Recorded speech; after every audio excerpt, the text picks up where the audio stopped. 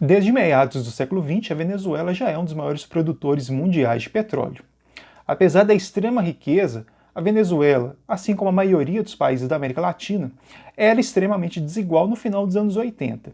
Na época, o país tinha cerca de 20 milhões de habitantes, e desses 20 milhões de habitantes, 85% era considerado pobre, apenas 3,5% se encaixava nas classes A e B, os 10% mais ricos dominavam 32% da riqueza do país, enquanto que os 10% mais pobres ficavam com apenas 1,6% da riqueza do país.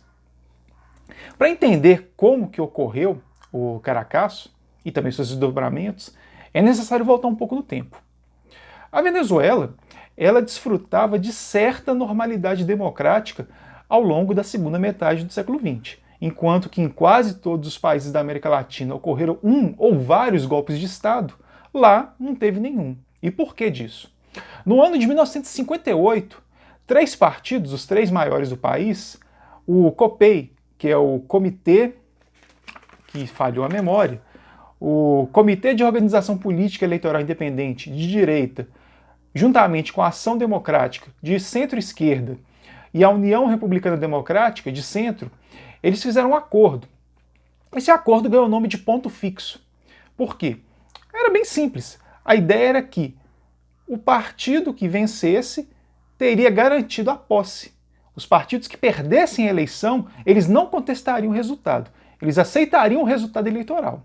Além do mais, né, o acordo também, não estava claro isso, né, mas supunha que, para que essa normalidade fosse mantida, era necessário que qualquer um dos partidos que ganhassem as eleições não promovessem grandes mudanças no país. Ou seja, deixasse os ricos lá quietinhos na deles. Sempre lucrando muito, enquanto os trabalhadores só estavam levando ferro.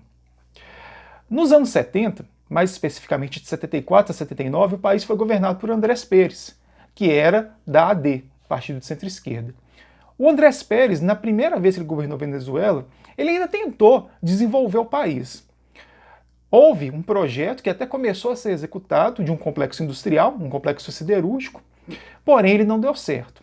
Então, dessa forma, a industrialização venezuelana ela não aconteceu. E mesmo na atualidade, a Venezuela praticamente não tem indústrias. E isso gera grandes problemas para o país, principalmente na atualidade, mas já naquela época gerava sérios problemas. Além do mais, é sempre bom lembrar que o setor industrial ele fornece empregos de melhor qualidade para os trabalhadores, que pagam mais, então, consequentemente, a industrialização do país teria contribuído para melhorar a qualidade de vida dos mais pobres. Como isso não ocorreu, ao longo da década de 80, a população que já era empobrecida se empobreceu ainda mais, e a revolta ela estoura no dia 27 de fevereiro de 1989.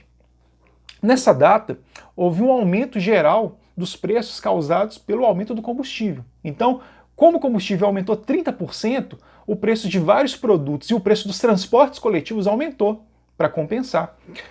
Com isso, trabalhadores começaram a protestar, os protestos se tornaram violentos, várias lojas começaram a ser quebradas no centro de Caracas, capital da Venezuela, e também muitos trabalhadores desempregados, muitas pessoas vivendo na linha da miséria, aproveitaram o momento para saquear lojas. Tanto é que um alto número de supermercados foi invadido e saqueado.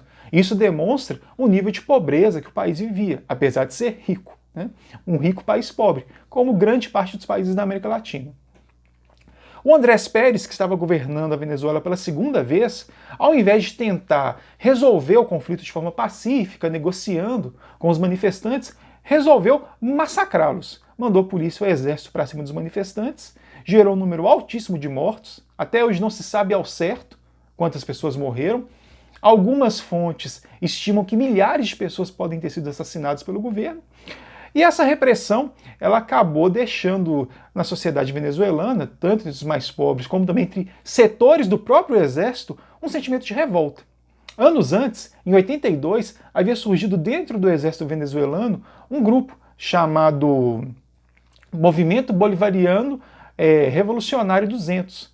Esse movimento ele homenageava Simão Bolívar, já que no ano seguinte, em 83, completaria-se 200 anos do nascimento de Simão Bolívar, um dos libertadores da América.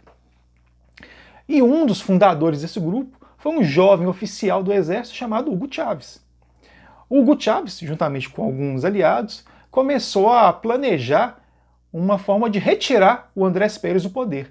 3 anos após o Bogotaço, ou melhor dizendo, o Caracaço, o Bogotaço é um outro evento, né?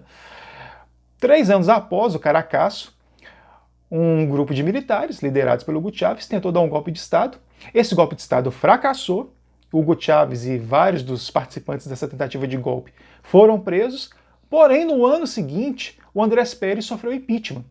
E quando ele saiu do poder, o seu substituto, o Rafael Caldeira, acabou dando uma anistia, ou seja, perdoando aqueles revoltosos do ano anterior.